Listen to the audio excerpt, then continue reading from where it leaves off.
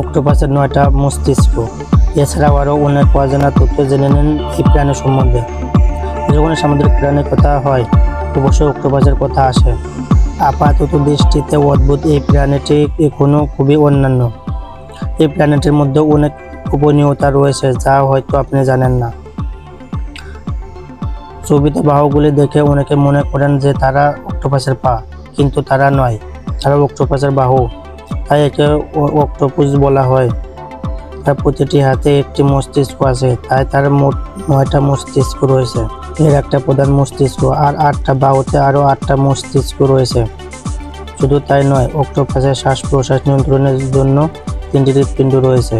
উপরোক্ত এর রক্তের রং নীল, তাই এই জীব অন্যান্য জীব থেকে অনেকটাই আলাদা। এই প্রাণীর অস্ত্র-শস্ত্র খুবই উপযোগী। অক্টোপাস যে কোনো প্রাণীর হাত থেকে রক্ষা করার জন্য সব দিকে নজর রাখে, কিন্তু অক্টোপাস কাঙ্ক্ষিত পরিবেশে পায় না বলে উদাস হয়ে পড়ে। সেজন্য সে নিজের হাতেই কামড়াতে থাকে। সে সাগরে যে কোনো জায়গায় বাস করতে পারে।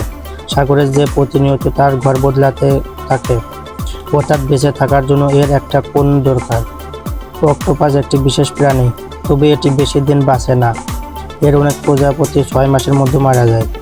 আজকের ভিডিওটা এই পর্যন্তই। যদি ভালো লাগে একটা লাইক অ্যান্ড শেয়ার করে দেবেন।